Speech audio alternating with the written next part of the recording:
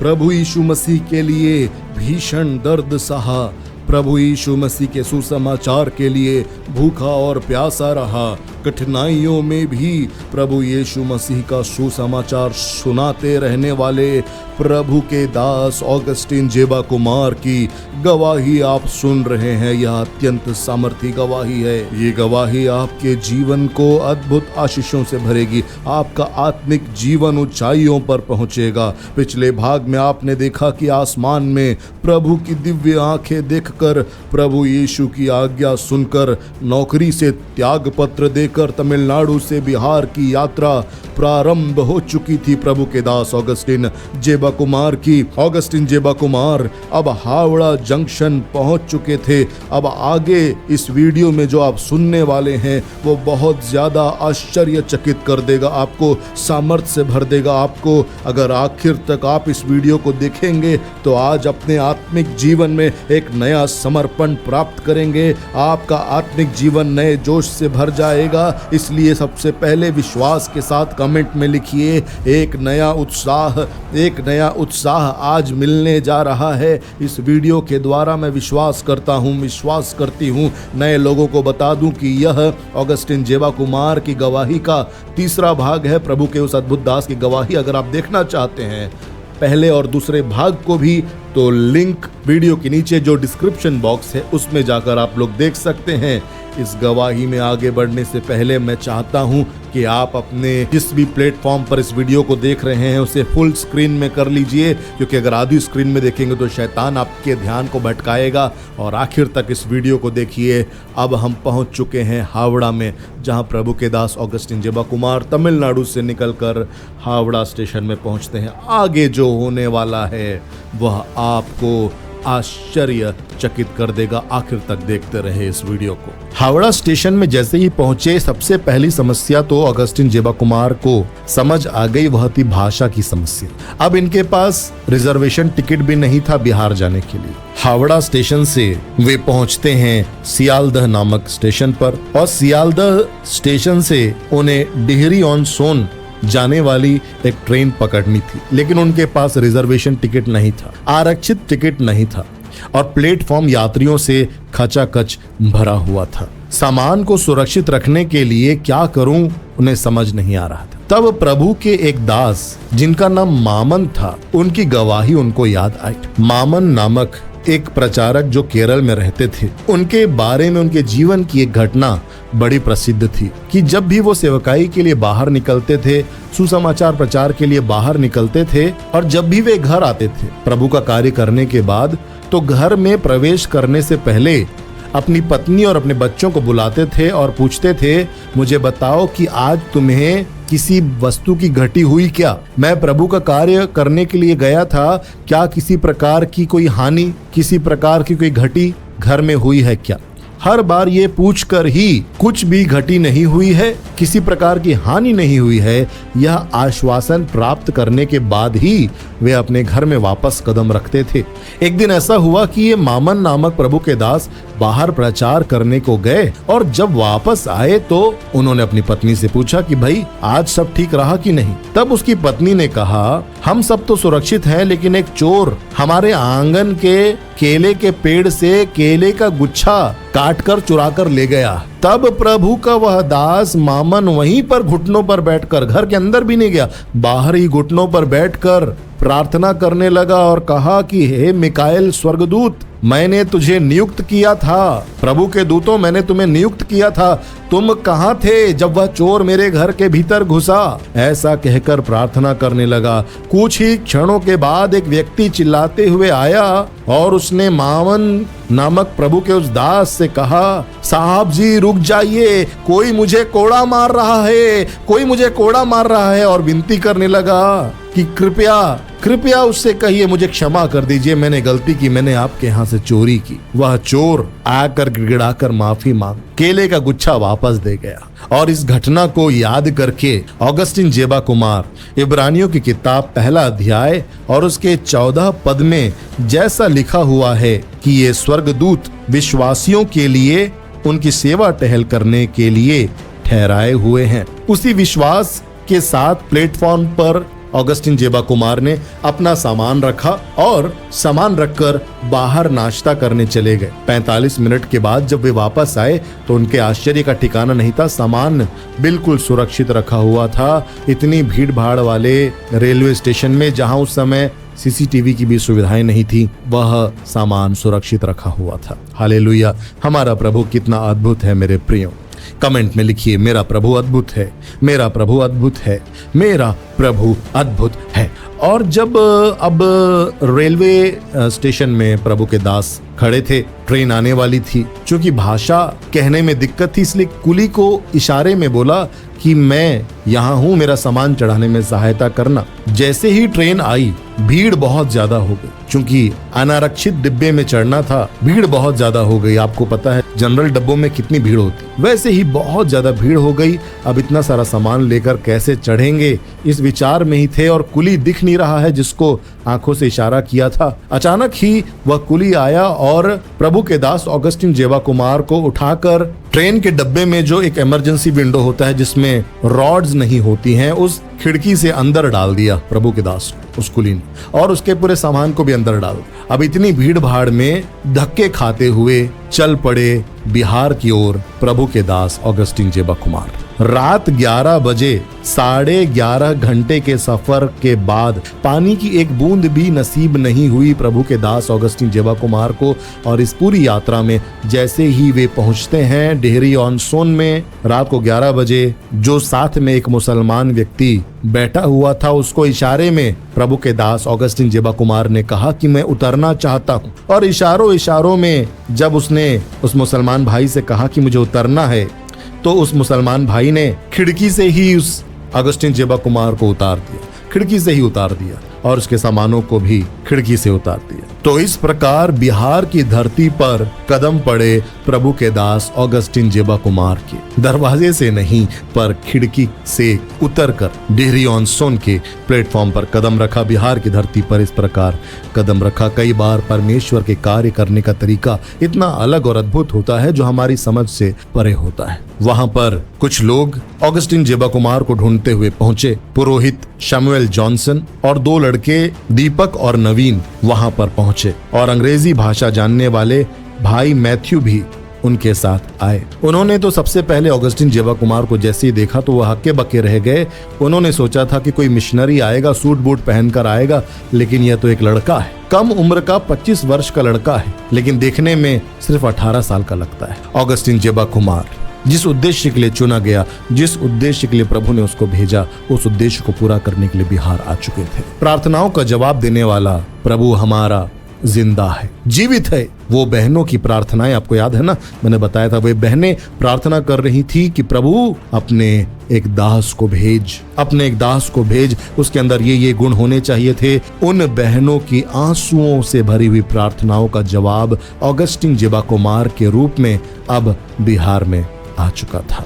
अब जब बिहार आए तो रविवार के दिन रविवारी आराधना में जब शामिल हुए, ऑगस्टिन जेबा कुमार ने देखा कि बहुत कम लोग हैं और आराधना में कोई उमंग नहीं है, कोई जोश नहीं है, कोई जज्बा नहीं है। वहां पर जो व्हाइट मिशनरीज थे, जो ब्रिटिश मिशनरीज थे, उन्होंने ऑगस्टिन का स्वागत किया, और ऑगस्टिन जेबा कुमार ने अपने आप को एक ऐसी परिस्थिति में पाया जहां पर वो पहले तमिलनाडु में अपने अन्य साथियों के साथ एक स्थान से दूसरे स्थान पर जाकर प्रार्थना करते थे, प्रचार करते थे। अब यहाँ पर एक अलग ही परिस्थिति थी, एक अलग ही माहौल था। उस पहले हफ्ते ही ऑगस्टिन जेबा कुमार ने इतने आंसू बहाए जिसका कोई हिसाब नहीं था। ऑगस्टिन जेबा कुमार ने जो आंसू बहाए उसका कारण ये नहीं था कि वे अपनी सुख सुविधाओं को छोड़कर, अपने परिवार को छोड़कर, मित्रों को छोड़कर, रिश्तेदारों को छोड़कर बिहार में आ गए थे, पर जो उन्होंने देखा, बिहार की परिस्थिति को देखा कि कैसे यहाँ पर कोई चर्च नहीं है, कोई प्रभु का भवन नहीं है। प्रभु का एक भवन अगर देखना है तो सैकड़ों किलोमीटर यात्रा करनी होगी, 120 किलोमीटर दूर जाएंगे तब जाकर एक दूसरा आराधनालय देखने को मिलेगा। ऑगस्टिन जेबा कुमार ने देखा कि ये लोग जो बिहार की जनता है, इनकी आंखों में आंसू है, इनके दिल में ललक है, सच्चाई जानने की इच्छा है। अभावग्रस्त ये बड़ी आबादी, गरीबी में जी रही है बड़ी आबादी, इनके सामने प्रभु के इस वचन को कैसे रखूंगा सोचकर प्रभु के सामने प्रार्थना करते करते रोया करते थे। हिंदी सीखना सबसे जरूरी था। अगर बिहार में सेवा करनी है तो हिंदी सीखना जरूरी है। यह जानकर एक मसीही बहन ग्लोरिया शाह से वे हिंदी सीखने लगे। ग्लोरिया शाह बहन उन्हें हिंदी सिखाती थी और प्रभु के दास ऑगस्टीन उस बहन को बाइबल सिखाते थे और उस बहन ने आगे चलकर उद्धार पाया। उसकी बेटी ने भी आगे चलकर उद्धार पाया।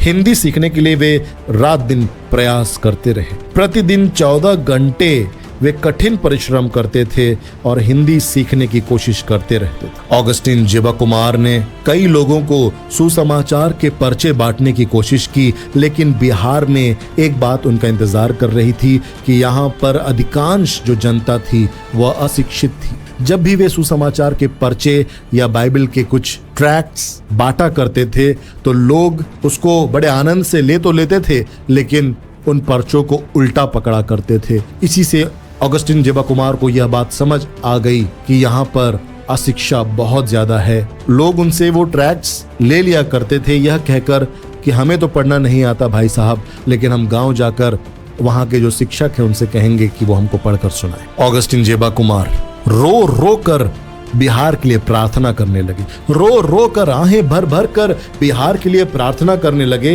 कि हे परमेश्वर बिहार में उद्धार आने पाए। उन्होंने एक एक दिन में 30 से 35 हजार बाइबल ट्रैक्ट्स बांटे, लेकिन वह सब ऊंट के मुंह में जीरा ही साबित हुआ। क्रिसमस का दिन आया। क्रिसमस के दिन वे एक आराधनालय गए, चर्च में गए। वहां पर 100 त्योहारी मसीही, ऐसे मसीही जो केवल त्योहार में एकत्रित होते हैं, उपस्थित थे। और ऑगस्टीन जेबा कुमार ने अपनी किताब में बताया है कि उन हर एक मसीहियों के मुंह में पान, सुपारी और खैनी थी। मजाक, उपहास की बातें उनके बीच में आम थी। यह सब देखकर ऑगस्टीन जेबा कुमार के दिल में बड़ा दर्द उत्पन्न हुआ। जब भी कोई उनसे उस दिन कह रहा था बड़ा दिन मुबारक हो, यह शब्द एक थप्पड़ के समान ऑगस्टीन जेबा कुमार को महसूस हो रहा था। प्रभु के भवन में पवित्रता नहीं थी, प्रभु की प्रजा में पवित्रता नहीं थी। चर्च के अंदर ही खैनी खाकर, शराब पीकर वे सब लोग बैठे हुए थे। ओ, इस प्रकार की कठिन परिस्थितियों में सेवकाई की शुरुआत हुई ऑगस्टीन जेबा कुमार की। ऑगस्टीन जेबा कुमार को लगा अगर मुझे हिंदी और अच्छे से सीखनी है तो मुझे यहाँ के छोटे बच्चों को हिंदी सिखानी होगी। तो वे उस भाषा को सीखने के लिए उन बच्चों को भी सिखाने लगे, ताकि सिखाते सिखाते वे भी सीखें। और इसलिए उन्होंने शुभ संदेश क्लब की शुरुआत की। ऑगस्टीन जेबा कुमार ने एक बात पर गौर किया कि बिहार के ग्रामीण अंचलों में साधु सन्यासियों का बड़ा आदर होता है। जब वे शर्ट पैंट पहनकर प्रभु की बात कहने जाते थे, कोई उनको नहीं सुनता था, लेकिन साधु सन्यासियों की बात सुनते थे। वहाँ की जो प्रजा थी साधु सन्यासियों का बड़ा आदर करती थी। पहला कुरिन्थियों 9 अध्याय और उसके 22वें पद में जैसा लिखा हुआ है, मैं निर्बलों के लिए निर्बल सा बना कि निर्बलों को खींच लाऊं।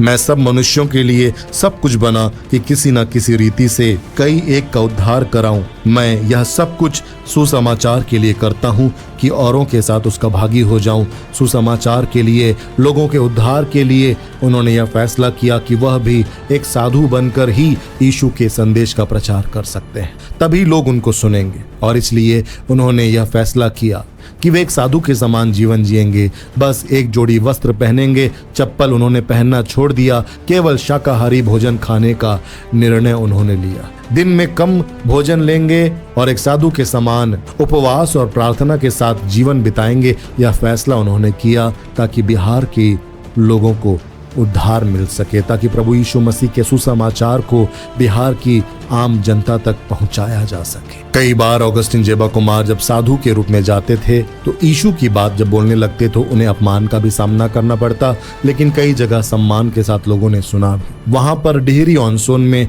उन्होंने सुसमाचार सभा आयोजित करने का प्रयास किया। Retired engineer AC Shah ji की सहायता से उन्होंने वहां पर एक खुली सभा का आयोजन किया, लेकिन जितनी सफलता मिलनी चाहिए थी उतने स्तर पर नहीं मिली। लेकिन अपनी गलतियों से बहुत कुछ सीख भी रहे थे ऑगस्टीन जेबा कुमार।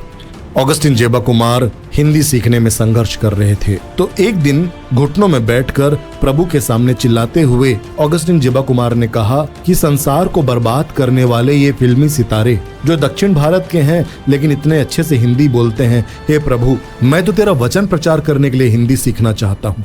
मैं सफल क्यों नहीं हो पा रहा हूँ, आप मेरी सहायता क्यों नहीं कर रहे हैं प्रभु, कहकर रोने लगा। तब रात के 2 बजे प्रार्थना करते हुए ऑगस्टिन को एक वाणी सुनाई, यह भी तुम्हारी भलाई के लिए है। और इस वाणी को सुनने के बाद ऑगस्टिन जेबा कुमार चैन से सो गए। और जब वे भोर को उठे तो धारा प्रवाह हिंदी बोलने लगे, बहुत अच्छी हिंदी बोलने लगे, जिससे उनकी शिक्षिका भी चकित रह गई।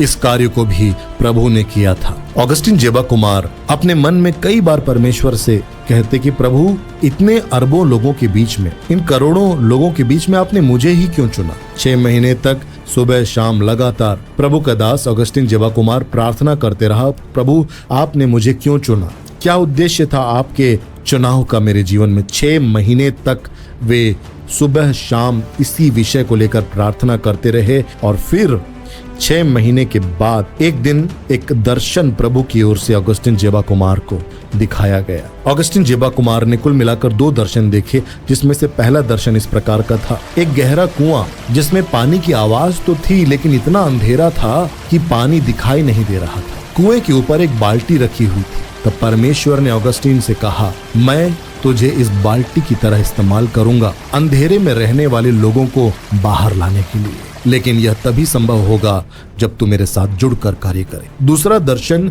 जो ऑगस्टिन ने देखा वह इस प्रकार का था। उन्होंने एक बड़े चूने भट्टे को देखा, जिसमें एक वायु को धोंकने वाली या वायु फूंकनी यंत्र रखा हुआ था। तब प्रभु ने कहा, मैं तुझे जहां थोड़ी सी आग है वहां ले जाऊंगा और उस आग को धधकाने के लिए तेरा इस्तेमाल करूंगा।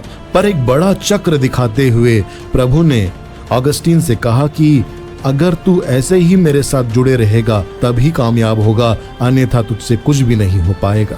इस प्रकार के दर्शनों को देखने के बाद ऑगस्टिन जेबा कुमार को और भी हिम्मत मिली और वे समझ गए कि उनकी सेवकाई की बुलाहट का उद्देश्य क्या है। कई बार जब हमको समझ नहीं आता कि हमारी सेवकाई का उद्देश्य क्या है, वास्तव में प्रभु हमसे क्या चाहता है, तब 6 महीने से लेकर 7 वर्ष भी अगर प्रार्थना करनी पड़ी तो करनी चाहिए। डीजीएस दिनकरण के बारे में मैंने वह गवाही बनाई है कि कैसे 7 वर्षों तक वे लगातार प्रार्थना करते रहे। मेरे प्रियो, प्रार्थना करने में हिम्मत ना हारे। वह दिन आएगा जब प्रभु आपको क्लियर बताएगा कि प्रभु ने आपको क्यों चुना है, उसका आपके जीवन में क्या उद्देश्य है। इस दर्शन के बाद ऐसा नहीं कि ऑगस्टिन की कठिनाइयां कम हो गई, अब तो और भी कठिन परिस्थितियों का सामना ऑगस्टिन जेबा कुमार को करना पड़ने वाला था। मेरे साथ बने रहिए इस सामर्थी गवाही में, क्योंकि यह गवाही आपके विश्वास को महान ऊंचाइयों पर ले जाएगी और एक सच्चा मसीही जीवन जीने के लिए प्रेरित करेगी। मेरे प्रिय, कभी भी हिम्मत नहीं हारनी है। इस बात के लिए प्रभु का आत्मा आपको नई हिम्मत और नई शक्ति से भरेगा, यीशु मसीह के नाम से आमीन। इस दर्शन को देखने के बाद ऑगस्टिन जेबा कुमार अकबरपुर नामक स्थान पर बाजार में अकेला खड़ा होकर गीत गाते हुए प्रचार करने लगा और सुसमाचार के पर्चे उन्होंने अपने हाथ में पकड़े हुए। तभी एक लड़का क्रोध में आकर सुसमाचार के उन पर्चों को ऑगस्टिन जेबा कुमार के हाथ से छीन लिया और ऑगस्टिन जेबा कुमार के मुंह पर उन पर्चों को फेंक कर कहा, यहाँ प्रचार मत कर, उस पहाड़ में जाके प्रचार कर। ऑगस्टिन जेबा कुमार ने उससे पूछा, भाई क्या वहां पर भी लोग हैं? और उस लड़के ने क्रोध में उत्तर दिया, वहां 400 गांव हैं, वहां जाकर प्रचार कर, यहाँ पर ये सब मत कर। हमारा परमेश्वर कितना अद्भुत है, वो विरोधी के द्वारा भी आपसे बात कर सकता है और आपको दिशा दिखा सकता है। हालेलुया। कमेंट में लिखिए, मेरा प्रभु मार्ग दिखाने वाला परमेश्वर है। ऑगस्टीन का मार्गदर्शन परमेश्वर ने विरोधी के द्वारा किया, शत्रुओं के द्वारा भी वो हमारी सीमाओं को बढ़ा देने वाला परमेश्वर है। उस पहाड़ के विषय में जब ऑगस्टीन ने जानकारी ली तब उन्हें पता चला कि वहां उराव और खरवार और चेरो जनजाति के लोग रहते हैं। खरवार जनजाति के बीच में जहां शैतान का बड़ा कब्जा था, ऑगस्टिन जेबा कुमार को परमेश्वर भेज रहा था। उराव जनजाति में भी शैतानी ताकतों का बोलबाला था। चेरो जाति संख्या में भले ही कम थी, लेकिन वो घने जंगलों में रहते थे और वे भी सत्य से बहुत दूर थे। ऑगस्टिन जेबा कुमार ने 11 साल के दीपक और 12 साल के अशोक को, जो उसके संडे स्कूल के विद्यार्थी थे, उनको साथ में लेकर उस पहाड़ पर चढ़ना प्रारंभ किया। ऑगस्टीन ने स्वयं 16 किलो का सामान अपने सर पर और दोनों लड़कों ने 12-12 किलो का सामान अपने सर पर ढोकर उस पहाड़ की चढ़ाई को चढ़ना प्रारंभ किया। नंगे पांव चलते हुए उनके पांव में भीषण दर्द होने लगा। रास्ता भटकने की वजह से कई घंटे वे उस पहाड़ी में भटकते रहे और आखिरकार वे रहल नामक एक स्थान पर पहुंचे। पहले दिन वे कुल मिलाकर नंगे पांव 32 किलोमीटर पहाड़ पर चढ़े। चढ़ना तो बहुत कठिन था, पैरों में भीषण दर्द हो रहा था। एक सरकारी भवन में जब वे पहुंचे तो वहां पर दीपक नामक उस लड़के का एक रिश्तेदार सरकारी नौकरी के कारण उस सरकारी भवन में रुका हुआ था। उस व्यक्ति ने ऑगस्टिन जेबा कुमार के प्रति और उन बच्चों के प्रति हमदर्दी जताई, उनके लिए खाना बनाया, उनके पैरों में मालिश किया और चाय भी पिलाया। ऑगस्टिन जेबा कुमार को ऐसा प्रतीत हुआ कि प्रभु ने ही अपना एक दूत उनको ताकत देने के लिए, उनको हिम्मत देने के लिए वहां पर नियुक्त किया हुआ था। प्रभु ऐसे ही मनुष्यों के द्वारा कई बार हमारी सहायता करता है मेरे प्रिय। अगले दिन उन्होंने वहां के आदिवासियों की स्थिति और उनके पापों के बारे में जानकारी प्राप्त की कि किस प्रकार शराब, तांत्रिक क्रियाओं और व्यभिचार में डूबे हुई एक बहुत बड़ी प्रजा है जो उस पहाड़ों में रहती है। लेकिन भाषा की अज्ञानता, जो आदिवासी समाज जिस भाषा को बोलते थे उस भाषा को समझ ना पाने के कारण सुसमाचार प्रचार में रुकावटें हुई। पहाड़ पर कई गांवों में प्रचार करने के बावजूद भी यीशु को एक दूसरे धर्म का ईश्वर है या दूसरे देश का ईश्वर है कहकर कई लोग नकार देते थे। कई लोगों ने ऑगस्टीन को अंग्रेजों का दलाल कहकर ताना मारा और उसे बाहर निकाल दिया। एक बार तो 2 पढ़े लिखे शिक्षकों ने ऑगस्टीन जेबा कुमार को जान से मारने की धमकी दी और उनके साथ गाली गलौज करके उनका अपमान किया। ऑगस्टीन जेबा कुमार का दिल दुखी हो रहा था कि प्रभु, मैं किसी को समझा नहीं पा रहा हूँ कि तेरा प्रेम क्या है। विपत्ति के दिन यदि तू निराश हो जाए तो तेरा बल कितना कम है, इसे स्मरण करते हुए वह आगे बढ़ने लगे। इन सारी घटनाओं के बाद 3 महीने के पश्चात वह अकेले उस पहाड़ पर गए और भारी बारिश के कारण कई बार फिसल कर वो गिर पड़े। उनका सारा सामान भीग गया। पहाड़ पर अकेले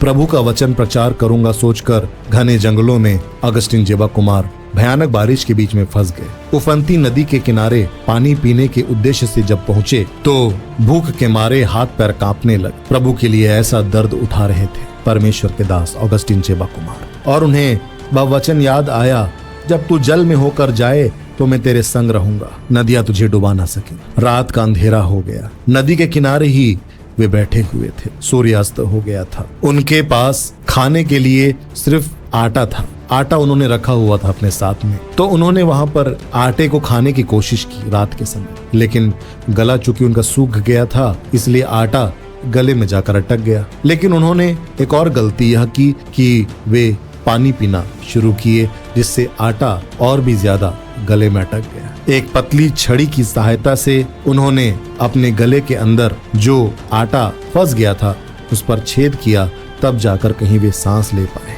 पूरी तरह से भीगे हुए और तकलीफों में जब वे वहां पर नदी किनारे थे, तब एक व्यक्ति ने उनको देखा। वह व्यक्ति ऑगस्टीन जेबा कुमार को अपने घर ले गया, ऑगस्टीन के कपड़े सुखाए और गर्म भोजन परोसा, और ऑगस्टीन जेबा कुमार को ऐसा प्रतीत हुआ जैसे यह एक स्वर्गदूतों की सेवा थी। मूसलाधार बारिश में जिस कमरे में उन्हें ठहराया गया उसके छप्पर में अनगिनत छेद थे और पानी लगातार गिर रहा था। खटमल भी बहुत ज्यादा थे, इस कारण नींद तो उनको नहीं आई, लेकिन फिर भी प्रभु का धन्यवाद करते हुए वे लगातार परमेश्वर के वचनों का प्रचार करते रहने के लिए प्रतिबद्ध थे।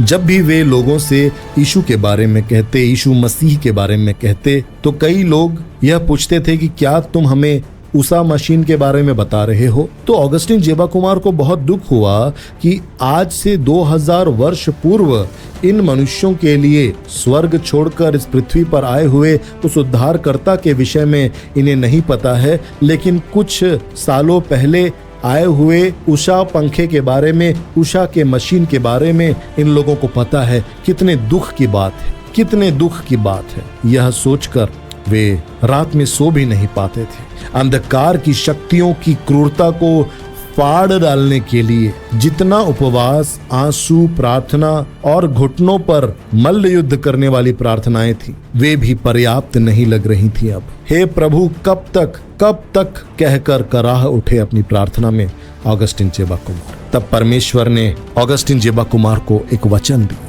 जो था यशायाह की किताब 37वां अध्याय उसका 30 पद। और तेरे लिए यह चिन्ह होगा कि इस वर्ष तो तुम उसे खाओगे जो आप से आप उगे, और दूसरे वर्ष वह जो उससे उत्पन्न हो, और तीसरे वर्ष बीज बोकर उसे लवने पाओगे, और दाख की बारियां लगाने और उनका फल खाने पाओगे। प्रभु के द्वारा दिए गए इस वचन से ऑगस्टिन जेबा कुमार ने नया बल प्राप्त किया। डेहरी ऑन सोन में उनके साथ एक और अनोखी घटना घटी जिससे प्रभु ने उन्हें एक अद्भुत बात सिखाई। आप भी जब इस बात को सुनेंगे तो आप भी आशीष पाएंगे। इस गवाही को सुनते रहिए। यह गवाहियाँ हजारों लोगों के लिए आशीष का कारण बन रही हैं। प्रभु यीशु मसीह ने हमें उसकी कलीसिया का विश्वास बढ़ाने की जो जिम्मेदारी दी है, उसे पूरा करने हेतु हम लगातार परिश्रम कर रहे हैं। यह सब आपकी दी हुई भेंटों के कारण ही संभव हो पा रहा है। यदि प्रभु यीशु आपके मन में अगुवाई दें, तो आप भी हमारी सेवकाई में आर्थिक सहयोग देकर इस कार्य में सहभागी बन सकते हैं। स्क्रीन पर दिए गए QR कोड और बैंक डिटेल्स की सहायता से आप अपनी भेंट भेज सकते हैं और अनेक लोगों की आशीष का माध्यम बन सकते हैं। बाइबल कहती है, प्रत्येक व्यक्ति जैसा मन में ठाने वैसा ही दे, मजबूरी से नहीं या दबाव में नहीं, क्योंकि परमेश्वर आनंद से देने वाले से प्रेम करता है। आप जब भी भेंट दें, कृपया उसका स्क्रीनशॉट हमारे व्हाट्सएप नंबर 9893280391 पर जरूर भेजें, ताकि हम आपको हमारे पार्टनर्स वाले व्हाट्सएप ग्रुप में जोड़ सकें।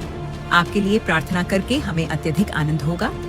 याद रखिए, आपका छोटा सा सहयोग भी किसी के जीवन में बड़ी आशा और परिवर्तन ला सकता है। चलिए इस शक्तिशाली गवाही में आगे बढ़ते हैं। डेहरी ऑन सोन में एक आदिवासी महिला बहुत बीमार पड़ी और वे मिशनरी अस्पताल में आए। ऑगस्टिन जेबा कुमार के पहचान की यह महिला थी। ऑगस्टिन जेबा कुमार ने डॉक्टर से कहा कि डॉक्टर साहब जल्दी से इनका इलाज कीजिए क्योंकि ये 3 बच्चों की माँ है। तब डॉक्टर्स ने कहा कि इनका ऑपरेशन करना जरूरी है, बहुत जल्दी करना पड़ेगा, लेकिन ब्लड की कमी है, क्या आप अपना ब्लड देंगे? ऑगस्टिन जेबा कुमार शुरू में हिचकिचाए क्योंकि वे सोचने लगे मैं तो इतनी साइकिल चलाता हूँ और इतना उपवास रखता हूँ, अगर मैं ब्लड दे दूंगा, खून दे दूंगा तो मैं तो बहुत कमजोर हो जाऊंगा। क्योंकि रक्तदान को लेकर आज जितना ज्ञान लोगों के पास है, उस समय देश में उतनी जागरूकता नहीं थी, उतना ज्ञान भी नहीं था। ऑगस्टिन जेबा कुमार को भी इतना ज्ञान नहीं था कि ये ब्लड डोनेशन होता क्या है। वास्तव लोगों के बीच में भ्रांतियां थी कि अगर आप ब्लड डोनेट करेंगे तो आप कमजोर हो जाएंगे, जबकि ऐसा होता नहीं। तो ऑगस्टिन जेबा कुमार भी कहीं ना कहीं थोड़ा डरे और बाइबल का प्रचार करता हूँ, कैसे मना करूंगा, यह सोचकर हामी तो भर दी। और जब उनका ब्लड टेस्ट लिया जा रहा था कि उस महिला को ऑगस्टिन जेबा कुमार जी ब्लड दे सकते हैं कि नहीं, तो मन ही मन प्रभु से प्रार्थना करने लगे कि हे प्रभु, जब मेरा ब्लड चेक हो तो तू ऐसा करना कि अगर उस स्त्री का ब्लड A ग्रुप है तो मेरा ब्लड B ग्रुप निकल जाए, क्योंकि तू तो पानी को भी दाखरस में बदलने वाला परमेश्वर है, तो मेरा ब्लड को तू बदल। ऐसे कहकर प्रार्थना करने तब परमेश्वर की आत्मा ने ऑगस्टिन से कहा, अपना मनचाहा गीत गाओ जो तुम्हें बहुत पसंद है। तब ऑगस्टिन जेबा कुमार वो हिंदी गीत गाने लगे। यीशु ने अपना खून बहा के मुझे बचा लिया, क्यों ना मैं गाऊंगा गीत उसी के मुझे बचा लिया। और इस गीत को गाते गाते जब वो गीत के तीसरे अंतरे में पहुंचे, सेवा करेंगे प्यारे प्रभु की जैसा कि उसने कहा, मर भी मिटेंगे प्यारे प्रभु में जैसा कि उसने सहा। जैसे ही इस गीत को उन्होंने गाया तो प्रभु ने डांट कर कहा ऑगस्टिन से, आगे को तू इस गीत को दोबारा मत गुनगुनाना। यह बात सुनकर ऑगस्टिन जेबा कुमार को बड़ा सदमा लगा। प्रभु ने ऑगस्टिन से कहा, मेरी बेटी वहां मृत्यु से संघर्ष कर रही है और तू खून देने के लिए कतरा रहा है और तू कहता है कि तू मेरे लिए अपनी जान दे देगा सेवा करते हुए। तू उसके लिए 1 बोतल रक्तदान नहीं दे सकता है तो तू मेरे निमित्त अपना प्राण कैसे देगा? जिसको तूने देखा है, अगर तू उसके लिए नहीं कर सकता तो तू मेरे लिए कैसे करेगा? यह प्रश्न आज प्रभु का आत्मा आपसे और मुझसे पूछ रहा है। एक बार अपने भीतर झांक कर हम देखें कि गीत तो हम गाते हैं, लेकिन गीत गाना पर्याप्त नहीं है। प्रभु चाहता है कि हमारे कर्मों में वह दिखाई दे जो हम गाते हैं। और यह सुनकर ऑगस्टीन बड़ा दुखी हुआ। अपने बलहीन भीतरी मनुष्यत्व को पहचान कर वो आंसू बहाने लगे और उन्होंने प्रभु से क्षमा मांगी। टेस्ट में पता चला कि ऑगस्टीन जेबा कुमार का जो ब्लड ग्रुप है वो O पॉजिटिव है और वे बहुत आनंदित हुए। और इस प्रकार प्रभु ने उनको एक और लेसन सिखाया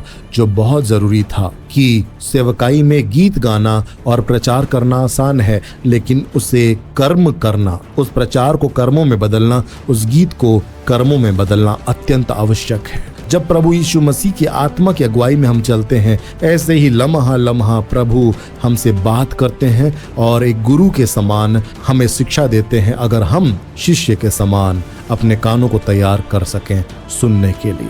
ऑगस्टीन ने औरंगाबाद जिले के दाऊद नगर जाने का फैसला किया और जब वे उस दाऊद नगर जाने के लिए अपनी साइकिल में निकले तो उन्होंने अपने साथ में बहुत सी सुसमाचार की किताबें भी रख ली। भारी बारिश और गर्मी के कारण साइकिल चलाते हुए वे बहुत थक गए थे। चाय की दुकान न मिलने के कारण, बहुत ज्यादा प्यास लगने के कारण उन्होंने कुछ लोगों से पानी मांगा। अब बिहार में उस समय जब पानी मांगते थे, लोग पूछते थे तुम्हारी जाति क्या है, तुम्हारी जाति क्या है। जब ऑगस्टीन जेबा कुमार ने पानी मांगा तो वहां के लोगों ने पूछा तुम कहाँ के हो और तुम्हारी जाति क्या है। यह उस समय बहुत आम था बिहार में। जातिवाद आज भी बहुत ज्यादा है, उस समय तो बहुत ज्यादा था। ऑगस्टीन ने जवाब दिया, मैं मद्रास का हूँ, मद्रासी हूँ और यीशु मसीहा की जाति का हूँ। लेकिन वहाँ की जो जनता थी वो हिंदू और मुसलमान, इसके अलावा ज्यादा कुछ नहीं जानते थे। इसलिए उन लोगों ने कहा कि हम नहीं जानते कि तुम किस जाति के हो, इसलिए हम तुम्हें पानी नहीं दे सकते। प्यास के मारे ऑगस्टीन जेबा कुमार का सिर चकराने लगा। 2 किलोमीटर दूर उन्होंने साइकिल और चलाई।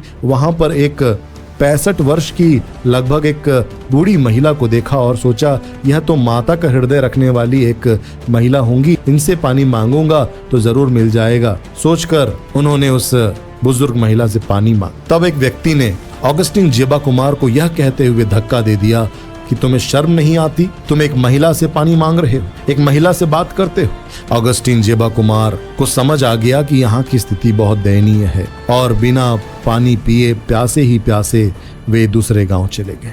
वहां पर भी वही प्रश्न पूछा गया कि तुम किस गांव के हो और तुम्हारी जाति क्या है। तब ऑगस्टीन जेबा कुमार ने अपने शब्दों को परिवर्तित करके कहा, मैं तमिलनाडु का हूं। और यह सुनकर 45 वर्षीय एक व्यक्ति ने कहा, आप ही लोग हैं ना जो हिंदी मुर्दाबाद के नारे लगाते थे।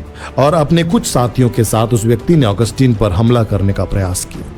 तब उनमें से कुछ लोगों ने ऑगस्टीन का ठट्ठा उड़ाते हुए कहा, वो नहर में बहता हुआ पानी तुझे नहीं दिखाई दे रहा है क्या? उस पानी को जाकर पी ले। भारी बारिश के कारण उस नहर का पानी लाल हो गया था और उसी नहर के पानी में एक मरा हुआ कुत्ता भी बहकर जा रहा था। प्यास के मारे और कोई भी विकल्प न होने के कारण ऑगस्टीन जेबा कुमार ने उस गंदे नाले का पानी पिया। और इस प्रकार के कठिन त्यागपूर्ण जीवन को प्रभु के लिए जब वे जी रहे थे, उन्हें स्मरण आ रहा था कि कितने सारे ऐसे ही प्रभु के दासों ने प्रभु के सुसमाचार के लिए भयानक दर्द उठाए हैं, भयानक पीड़ाएं उठाई हैं। दिन भर साइकिल चलाते चलाते आखिर सूर्य अस्त होते होते दाऊद नगर में पहुंचे और वहां पर एक पान की दुकान वाले से कहा, क्या मुझे कुछ चाय मिल सकती है? लेकिन उस दुकान वाले ने कहा, मैंने अभी अभी आग बुझा दी है और दूध भी खत्म हो गया है।